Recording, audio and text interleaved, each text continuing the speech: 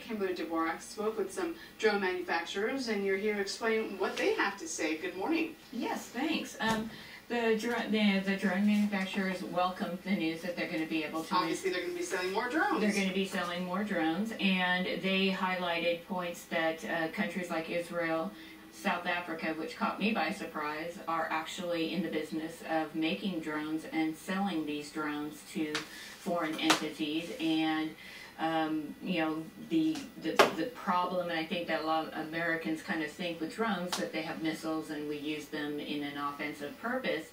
And you know, when you talk to the drone companies, you know, they don't want to give away too many secrets. However, when I spoke to a couple of experts, they said that there are backdoors, if you will. There is technology built into these drones that we sell to foreign countries.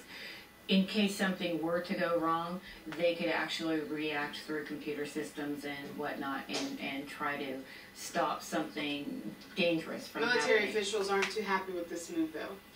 Military officials are yes and no. It takes some of the pressure off the United States because there are very high-tech weapons. And, you know, with the current administration, they want to move forward and they want to let other countries take more control when it comes to the wars in the Middle East. So it takes a little pressure off America.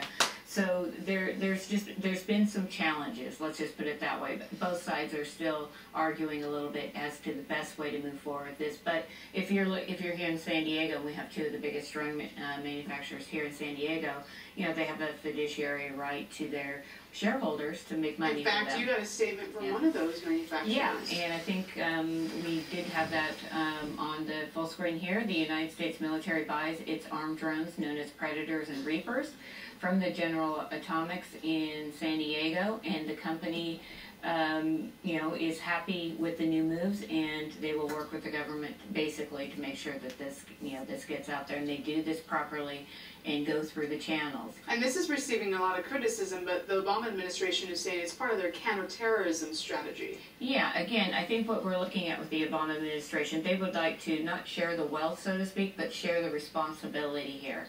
And they would like to see other countries step up and help in the fight against terror, so it's not all 100% Americans fighting over there. And which leads us into something else that we got back this week. Last year, I wrote a large story. We covered it here in San Diego 6, and it was regarding these foreign military sales. And that program is something that, you know, countries all over the world apply for, and they want to get these, you know, high-tech weaponry so they can fight terrorists within their own countries.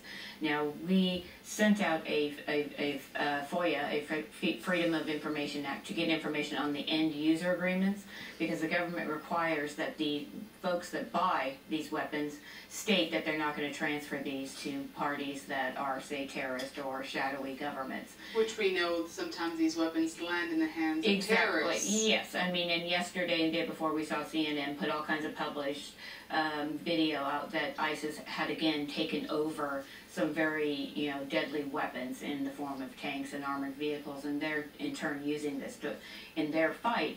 But just to be clear with this FMS, the Foreign Military Sales Department, we've been selling very, very high tech, and the one thing that really concerned me was with Saudi Arabia. They bought $6.7 billion worth of high altitude area refuelers, and Lieutenant Schaefer here, Lieutenant Colonel Tony Schaefer, he wrote a book on Operation Darkheart, and he suggested that these high area refuelers Saudi Arabia only needs for one thing, and it's for bombing, because planes that take off to go... predicted what was going to happen. Predicted, and these planes need 3 hits of fuel. Saudi Arabia wouldn't necessarily be using them, but coalition partners would be. We are flat out of time. Kimberly Dvorak, thanks for being with us.